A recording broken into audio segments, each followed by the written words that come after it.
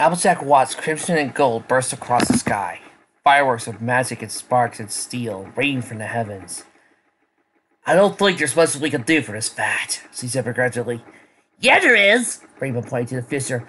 We have to go back down there and help Twilight and Sunset. Rainbow's right, Fluttershy said. We can't let Sunset, Twilight fight Sunset alone. Both of them need our help. Anything to help Sunset remember who our friends are. Applejack tipped her head and smiled. You're right. We still got a job to go. Let's go. Whoa! The ground heaved with a monstrous bell following right after. The very earth quivered in terror from its second roar.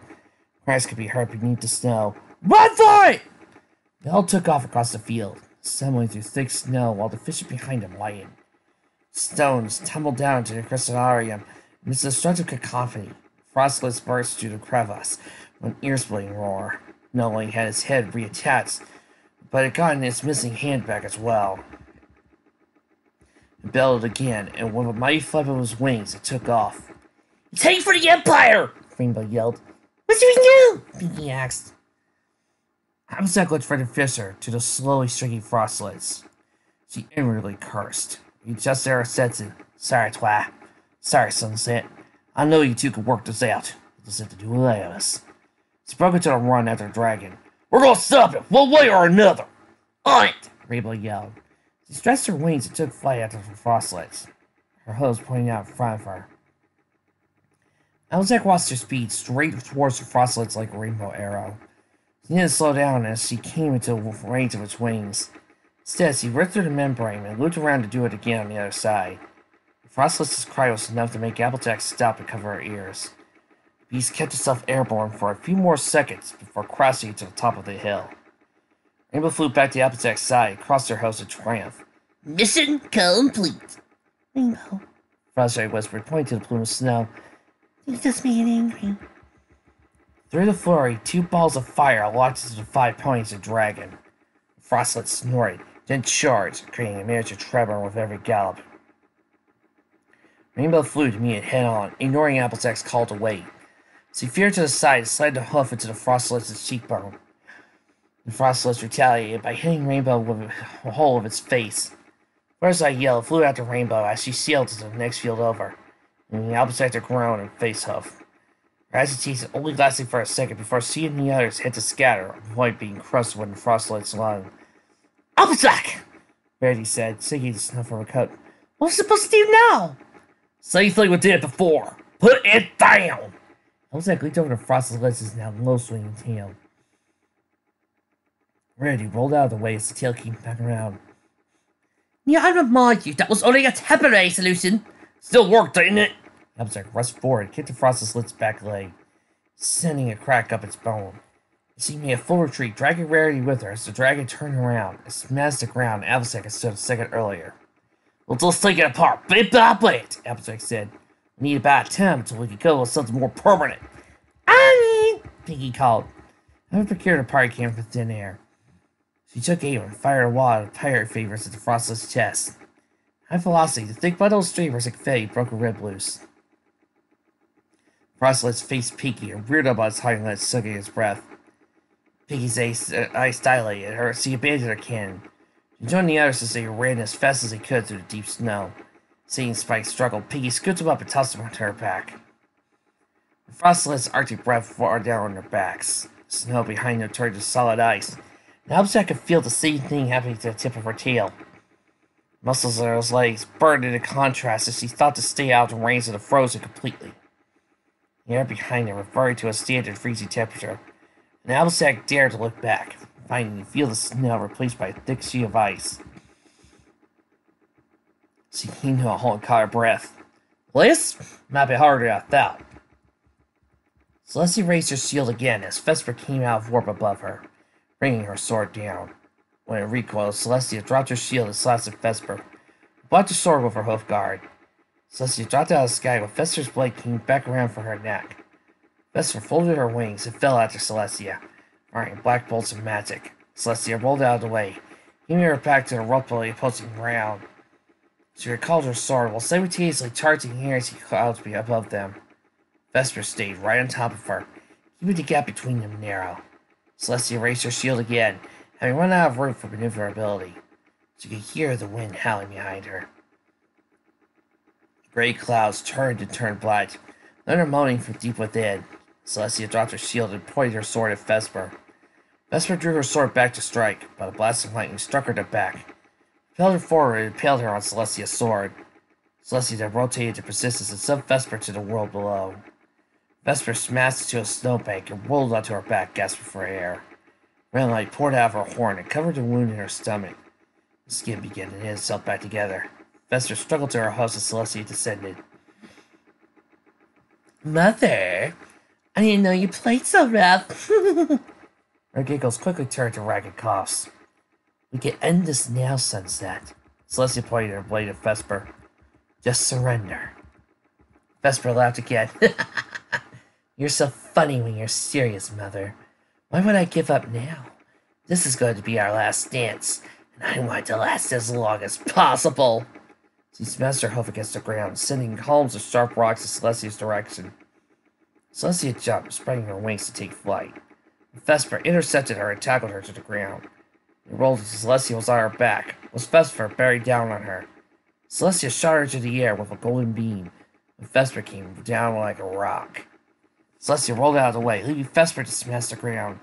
The resultant shockwave briefly knocked Celestia into the air, regaining her balance, landing on her host just enough time to raise her sword to block Vesper's. Vesper drew back and swung again, pushing Celestia's blade to the side, and took a shot to her face. Celestia jerked her head, but the magic still grazed her cheek and burned like a hot iron.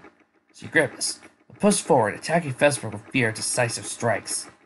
An angle smile, and Vesper's face slowly dissolved to reveal a hostile glower. She pressed against Celestia's attack. Neat sparks flew from the ringing steel. Vesper slid a hoof back. Celestia's onslaught forcing her to lose ground. Her scowl deepened against Celestia's stony demeanor. Vesper stepped back, leaving her sword to struggle against Celestia's, fanning her wings out. Celestia's eyes flickered between the swords and Vesper, unsure which to give more attention to. While her attention was split, Vesper began to beat her wings as hard as she could, kicking up a blizzard. Celestia lifted a wing to shield her eyes. She no longer felt the pressure of her sword against Vesper's, and nearly raised her shield. Her physique greatly hindered by the snowstorm, with her skin surrounding the area, she couldn't find Vesper's presence. She took the opportunity to catch her breath. The legend about the Dark Regalia was true. It made sense that a very dangerous opponent. The red explosion against Celestia's shield nearly knocked her to the ground. It was followed up by another one from the opposite direction, which cracked the shield in several places. Celestia redoubled the energy around as another explosion hit from above. It continued in quick succession, straining Celestia's focus. Another white crack appeared in her golden shield, and Celestia quickly forfeited her defense to teleport to safety. When she reappeared high above the blizzard, a force equivalent to a train slammed to the back of her head, temporarily blinded her. As she fell, she was punched again in the stomach, sent flying back into the sky.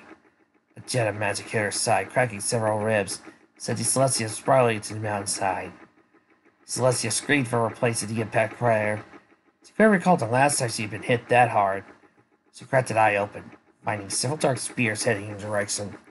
The magic jumped to life, and each spear transfigured into the water before they harmlessly splashed against Celestia.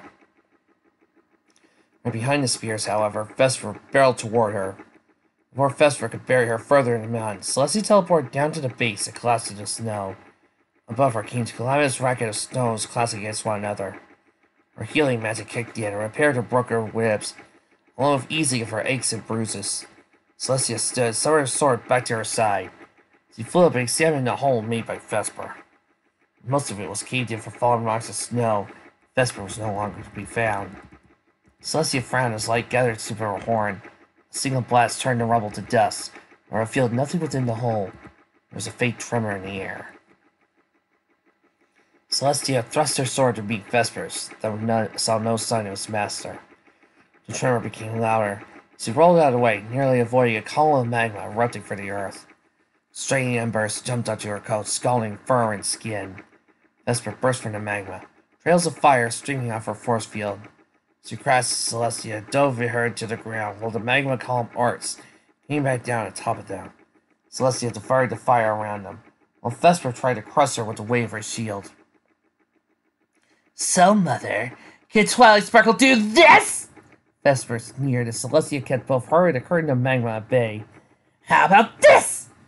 She raised her head. Gold lines threw themselves in the air, connecting and locking to each other until they formed a sizzle with Vesper's cutie mark at the center. The sizzle lit up, glowing fire and fire. Celestia squeezed her eyes shut. The glow from her own horn making the combined luminosity unbearable. Space squeezed around her as she fell into cold snow, a welcome relief after the intense heat. She gave herself no time to relax, however. The arc of magma flowed into her before her, and with a single spell she turned all of it to solid stone. Smoke poured off of it, rising from the grooves the floating magma had left behind. Celestia jerked her head forward, and stone arcs composed in on itself, turning from a grooved cylinder to a jagged bow of crossed polished stones. It collapsed into the charred dirt while Celestia took a knee, examining her injuries. The fire hadn't hurt too bad, but it still left blisters and welts. She hadn't noticed before, but the accelerated feathers on her wings were thoroughly singed. The chill went down her spine, halting her plan of healing herself again. The chill came again. It was the same when Vesper raised the sun. Celestia looked down at her shadow. Her shadow looked back down at her. It rose up and rushed through Celestia, leaving her coughing and wheezing while her insides burned. A pulse of magic hair in the shoulder, and she flew back into stone space, still struggling for air. What about that? Can she do that, Mother? As Vesper approached her, the sizzle still floating above her head. Celestia stood up, only to have Vesper's hoof smashed in her face. When she fizzed rolling across the snow, another beam struck her back. Above her own cries of pain, she heard Vesper. I spent years studying, training, and improving, all for you! She kicked Celestia's stomach. I devoted my entire life to you! Sally turned those raised Celestia up and slapped her back down. I love you. I love you so much it hurts! She placed a hoof on Celestia's chest and leaned in close. Tell me, how does Twilight Sparkle compare, Does that bitch love you as much as I do? Celestia looked up at Vesper with pain in her heart greater than any physical wound. Love cannot be measured, Sunset. I've told you this. Vesper pressed her hoof further into Celestia's chest. Stop calling me that! My name is Vesper Radiance now. You never loved Sunset Simmer, but you love me. Celestia closed her eyes and emitted a brilliant light from her horn, brighter than the setting sun. She could see it from behind her eyelids. Vesper removed her hoof to shield her eyes and shrieked in pain. Celestia took the advantage, leaping to her hooves and blasted Vesper in the chest, throwing her back into a circle of dirt made by magma. You're wrong. I love Sunset with all my heart. Celestia drew a spell at the sigil, pulsed white, and shattered into 1,000 intangible pieces. It's you I despise. Before Vesper could get up, Celestia hit her with another fully charged spell. Arrogance and pride, jealousy and hatred. Celestia sped forward, delivered Vesper into a shoulder tackle. You clouded her mind and fed her lies. Vesper hissed and fired back. The Celestia teleported around it and kicked Vesper into her side, then it followed up with a fireball. Vesper's last-second shield took a brunt of damage, but it left her panting. I made my mistakes, Celestia said with a steel voice, but you dragged her down this path. You took my daughter from me, just like you took my sister. Vesper rolled off her back, black ooze bubbling from her horn. Formed to a spherical blob, she threw it at Celestia. It bounced against the ground and broke into 4 smaller pieces. It bounced again and broke into 8, and again into 16. Celestia stood calm, a ring of light circling around her. It spun faster as the dark blobs got closer. 2 more rings joined it. When the blobs were a yard away, the rings flew forth, expanding into a wave of light, turning all the blobs inspected to gold dust. The dust scattered in front of Celestia, swirling to form a golden spear. Celestia pulled it back. You'll take no more. She threw it at all at will, pierced the air, leaving a trail of golden light from behind. Vesper's expression was one of hard fascination. She tried to move out of the spear's path, but the tip brushed against the side of her ribs. The moment it made contact, the entire spear exploded in a shower of light. Vesper screamed in agony, tossing and flailing as the light burned her, disintegrating parts of her skin. She fell onto her back, screams fading to whispers. Celestia placed a hoof firmly on Vesper's chest. Above her, Celestia's sword hovered, aimed at Vesper's throat. Vesper lifted the sword, then to Celestia.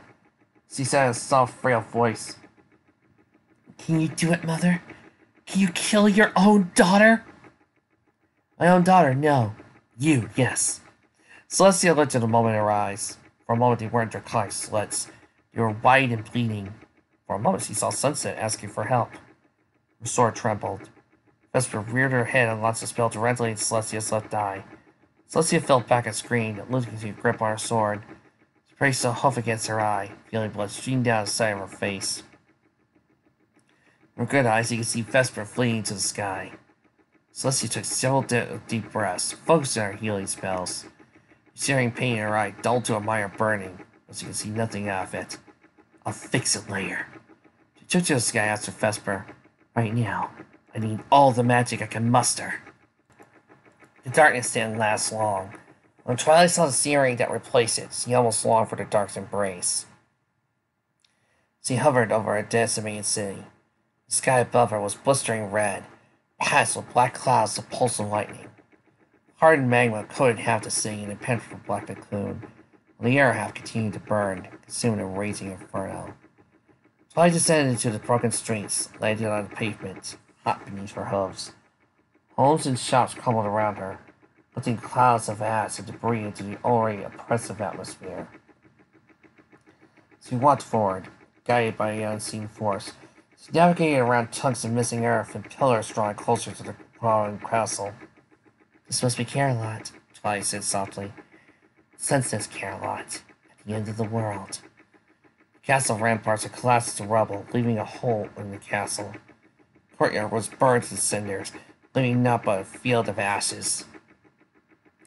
Twilight's breath caught when she came upon the boss's entrance hall. The staircase had been smashed to pieces by the fallen ceiling. Tapestry and carpet burned away. Tiles had been ripped from the floor, stained with spots of dry blood. Twilight gagged at the rotting stench in the air, reminded 2 months of the frostlights back in the physical world. She kicked a piece of marble and watched it bounce across the floor with enough noise to wake the dead. Her spell had meant to send an astral projection of herself into Sunset's consciousness, an upgraded version of her memory spell. None of this was supposed to be real. Yet Twilight could feel everything. The heat, the rocks, the fear. The further she delved, the more she began to think this wasn't just a dream. She teleported to the top of the stairs and turned right. Fire swirled around the entire hall, leaving only a narrow path for Twilight to walk. She raised her shield as a precaution, unwilling to find out what would happen if she got hurt here. As she thought, the fire reached out to grab her, but rebuked by her shield. She continued on to the throne room.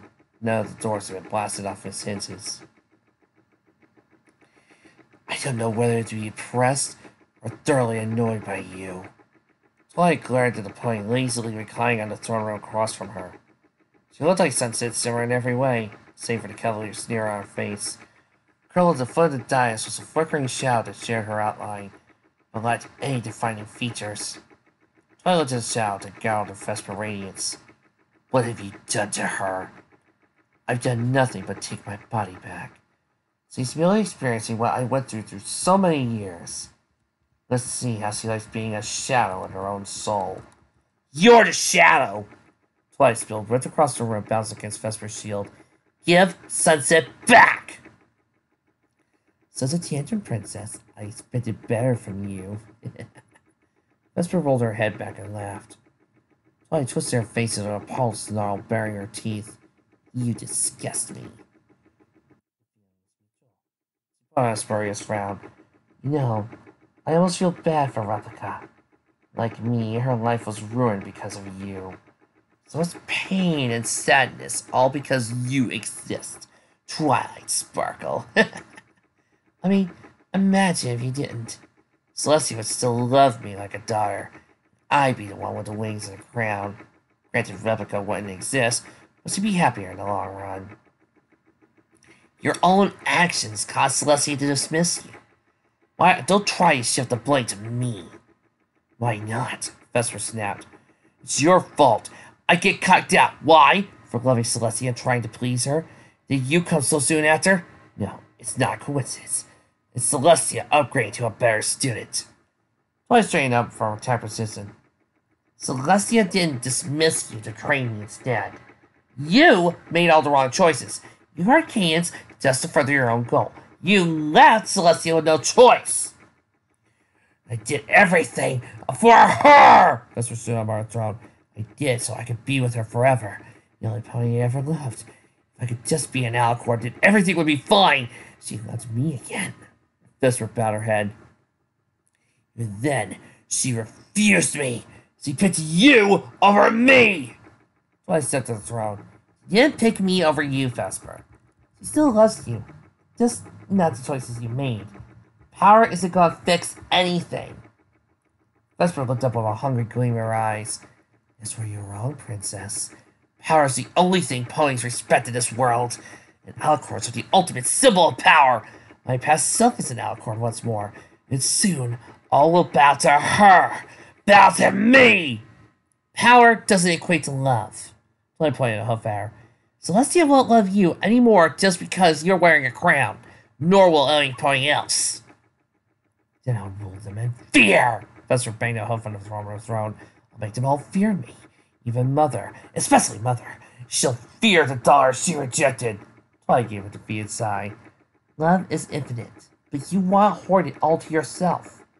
I feel sorry for you, Vesper. If you understood friendship like Sunset has, maybe you wouldn't be so miserable. Vesper twisted her face in a grimace. Don't you compare me to Replica! She looked down and broke into a smile, especially when there's nothing left to compare to. Twilight cast a flickering shadow from her. She charged her horn, but Vesper raised a hoof. Now, none of that. You're already shown to be equal in strength. Another battle will be long and pointless. Twilight looked at her head. Her horn charged. So what then? Vesper twirled her to her hair and grinned. I propose a game. A game? Yes, Twilight. I'm curious to see how much you know. Always claim you to be a genius. Well, let's put your knowledge to the test. Vesper stepped over Sunset's shadow and walked down to the dais. Here's how it works. We'll ask the other a question on any topic. You get it right, it's your turn to question. If you get it wrong, Vesper's grins widen. The other gets to take a free shot, as strong as they can make it. No blocking, no dodging, or teleporting. Last one standing is a winner. Twilight's lips formed in a thin line. She was well read and been on any topics she could think of. But Vesper had been an introverted bookworm like she had. Not to mention, Vesper could access Sunset's memories as well. So Twilight, a question found something from the future. She looked past Vesper on a shout to the floor, and twisted a hoof, like it was reaching out to Twilight. Twilight still to resolve. This is the only way to save Sunset and possibly defeat disincarnates of Vesper Radiance for good. She had to at least try. Fine, Vesper, you're on! Vesper clapped her hooves together. Oh, goody. This will ever be so much fun. Look at this, though. No future questions. Vesper rolled her eyes. Fine, fine. Only questions from the present and the past are allowed. Now then, I'll go first. She tapped her hoof on her chin. Let's see. Guess we can start with something easy. Name the main branches of magic, Twilight. Twilight opened her mouth but hesitated. It was too easy. Was Vesper trying to trick her? Twilight thought over the wording of the question. I couldn't find anything misleading. Well, my Twilight. Don't tell me this is too hard for you. Transfiguration, enchanting, appropriation, terminology, abjuration, conjuration, and black magic. Twilight rounded off. Vesper clapped. Oh, very good. I thought for sure you would forget the black magic as well as its own branch. She waited to hope for Twilight's direction. Your turn, then. Twilight pressed her tongue to her lips. What would be a perfect question stumped Vesper. One question came to mind. How see Twilight to smirk at the brilliance of it? The moment Vesper couldn't answer, Twilight was going to hear with everything she had. Name the 6 virtues of friendship! Twilight's voice echoed through the roaring hall. Kindness, loyalty, generosity, laughter, honesty, and magic. Vesper said listlessly. You think I'm stupid, Twilight? I know about the elements of harmony, and they're linked to the so-called magic of friendship. Twilight wilted as she let the magic in her horn fade.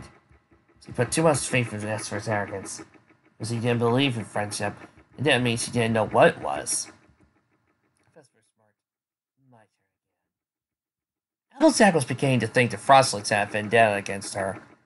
Every time she got close to deliver a solid buck, it would drop whatever it was doing to take a swing at her. Whether it was Spike stabbing at the remains of its muscle, boo! Or Rarity throwing chunks of ice and rock at it, yay! Or Rainbow coming for a hit and run. Maybe it remembers that enough to say enough, she thought as she fled again from another failed attempt to break its leg. Frostlights pounced after her, and though it missed, Applejack was thrown off by his hooves by the impact against the ground. She rolled to the right, avoiding another swipe at his claws, and then back onto her hooves. The other claw came at her from above. Applejack smiled. She jumped onto her front legs and bucked straight up, knocking the claw clean off. The Frostlights bellowed and toppled over. A cloud of snow rised into the air. Applejack dug herself out of the snow pile. Then was smacked in the air by the Frostlights still attached hand. Her right side felt like Granny Smith had taken a belt to it. Rainbow caught her, sat down. You alright, EJ? Applejack adjusted her half and shook her off. Yeah, of course I am. She didn't feel the need to tell Rainbow the cold numbed the pain. The Frostlights wiggled about in the snow until it managed to climb into its remaining 3 claws. It turned its head towards Applejack and Rainbow. Startled horrible towards them when Rarity threw another large rock at its head. Rocked it a little more to irritate it and leave a few scratches. When Frostlights turned its attention on her. It sucked in its breath. Rarity turned and ran as fast as her hooves could carry her. Rainbow, already coming up from behind, lifted her to safety. A loud boom came from a nearby hill. Spike cannonballed the side of Frostlight's face, knocking it to the ground. Applejack took the opportunity to race forward, buck one of its back legs clean off. Frostlights roared and thrashed about wildly. Applejack returned to the hill where Rarity was giving Spike a scolding. You could have been hurt! Of course it's not! What were you thinking? Rarity glared at Applejack as he came closer, like it was her fault. I told you! I got tough skills! Pinky and I knew what we were doing, Spike replied. Pinky wheeled the cannon over, with Fluttershy close by. We assisted! Besides, look what we did to the monster! The all looked at the Frostlights continued to try to stand, but its missing hand and back leg made it nearly impossible. It roared again, forcing everyone to cover their ears. Then its fallen bones rolled from their resting places back to the body. Applejack stared, open mouthed as they reattached themselves with clicks and snaps. The Frostlight stood up and shook some of the snow off. They gave a growl. Oh, that's disturbing. This is not fair, Rainbow had. Does he wouldn't work, Rarity said. I didn't think it would heal so that fast! They scared as Frostlights breathed ice against the hillside. He see it completely. Pinky, Fluttershy, and Spike ran in one direction, while Rarity, Rainbow, and Applejack ran in the other. We need a new plan, Applejack said. We can try hitting it harder, Rainbow said from above her.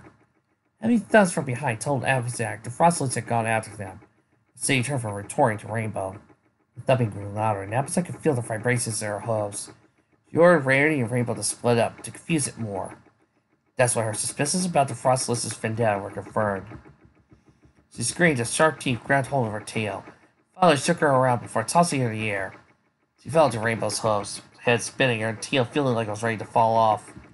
I think this thing hates you, Rainbow said. Yeah, almost, Applejack said dizzily. She sailed back into the empty field where the fissure of the crystallarium lay. Jack laid down and allowed herself a moment of rest so her head would stop aching. We need a plan, Rainbow said from Applejack. We can't fight this thing forever. Twilight still needs our help. I know. Well, the thing keeps putting itself back together no matter what we do to it. See how fast it got up after we knocked its legs off? Rainbow grunted. Yeah, I could have sworn it was down a lot longer the first time. Applejack looked up, eyes wide with inspiration. You're right. When we knocked its head off, it was out a lot longer the second time. What if, the more we severely break it, the longer it takes to put it back together? How are we going to do that? I'm of a plan, but I'm going to leave Fluttershy. Rainbow nodded and picked her up again. In the field over, their friends were taking turns distracting the Frostlights, trying to break it. As I said or saw, the plan had to work now. We'd be doing the same routine for no one knows how long. Applejack's hooves hit the snow. She hid behind a rock calling for Fluttershy. Rainbow took her place, doubling her speed and whizzing around the Frostlight's head. You're gonna name me on all sorts of animals, right? Applejack asked Fluttershy. She nodded. Of course. Good. Applejack peeked over the rock. I know you don't know much about full-grown dragons. What do you reckon his weakest point is? First I followed her gaze, laying a small eep. The Frostlets almost took a bite out of Rainbow. Well, First, I swallowed the lip earth drop. the bone structure doesn't seem to be too different from any other creature. So why is Spine being most sensitive, especially its current state? Applejack nodded. That's what I was hoping you'll say. Ice bar particular beer? Fireside pointed to below its ribcage. Developing the lumbar vertebra supports the weight of the body. She ducked behind a rock and tapped her hooves together. Since it has nothing else holding it up, theoretically, if you hurt it hard enough, the shockwave could collapse the rest of the body. Maybe. I still do love it when a fanfic actually gives Fluttershy a chance to be a medic person. It doesn't rely on a stallion to help her. Yeah. Tears of Gaia. Why? Just why? Good enough for me. Applejack put a hoof on Fluttershy's shoulder. At least you do one more thing for me. Of course. I need you to stir it. Fluttershy recoiled. Applejack, it doesn't have any eyes. But I can still see. Where are those balls of fire? They act like acid. If you could get stand still long enough, I can hear it hard enough so I might not get back up for a while. But what if it doesn't work? What if... Nothing's gonna happen to you, Super Cube. None of us are gonna allow it. Applejack smiled reassuringly. Fluttershy looked at her, then looked at the rock again. He was slow nod. Okay, I'll do it. Applejack gave a little bit of life, then ran back from behind the rock. Rainbow, get over here! I need a lift! Rainbow hurried over to Applejack, ready to take her place as a distraction while Pinkie watched her ramp off the Frostlets with her kin. You place ready? Rainbow asked. Applejack nodded. I'll need you to drop me from a buyout. She looked into the sky. About 200 feet out to the dragon's back. Rainbow stared at her momentarily. Have you lost your mind? Nip? I'm gonna shatter that thing's spine. Hopefully class is by. If you drop me from there, I should have enough force to do it. Or you could die! Applejack puffed her chest out. I'm an earth pony. We're meant to take some damage. A little fall ain't gonna kill me. I hope. Rainbow dragged her host down her face. And what I say no? Applejack smirked. She could already hear the tone of defeat in Rainbow's voice. You have a better plan, man? Yeah, I could hit it. Applejack flexed a foreleg. No offense to ask. Well, you and I both know I could book things harder than you. Rainbow grumbled across her host. Fine, but if you die, I swear I'll make sure you never rest in peace. Fair enough. Applejack looked over to the rock. Go for a shot! Rarity, Pinkie, Spike! Let's just go stir it down! Get ready in case anything goes wrong! Rarity's scared to stop. Well, you sure that's a good idea? Applejack didn't respond. Whether it was or wasn't, they were about to find out. Fluttershy floated in front of the Frostlet's face. Her eyes squeezed close. Frostlet raised her hair back. Everyone tense. Hooves and claws ready to spring into action. She brought his head forward. Fluttershy snapped her eyes open. Her gaze burning with greater intensity than the fire of the Frostlets. The beast halted, completely mesmerized by Fluttershy. His fire shrank, acting like dilated eyes. Please hurry. Fluttershy mumbled between her lips. Cold wind. Can't stay forever. Rainbow grabbed Applejack and launched through the air. Wind blasted against their faces, making them numb. The setting sun did absolutely nothing to keep them warm. Applejack looked down. The Frostlet still wasn't moving. Even from high altitude, it looked very large. She examined her target spot. It was silent thanks to Celestia that the dragon didn't have any spikes running down his back. Wings, however, were folded back, giving a very narrow range. Ready? Rainbow yelled over the wind. Applejack wanted to scream no, but gave a curt nod. Her stomach rose to her throat as she went into the free fall. The first thoughts through her head were memories of falling from Cloudsdale, again from the Merit ship. Maybe this wasn't such a good idea. It was too late to turn back now.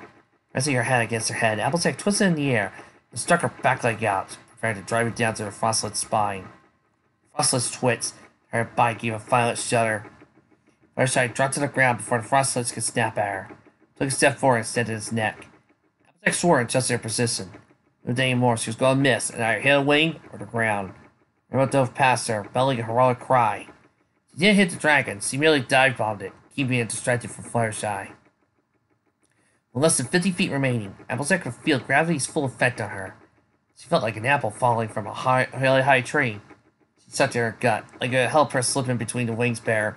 Here it comes! Both met bone. There were several loud cracks, one of them coming from Applejack's leg. The world went silent, and her brain went fuzzy. She couldn't think of anything but white-hot pain shooting through her leg and up to her hip. A shrill whine managed to wade through the fog.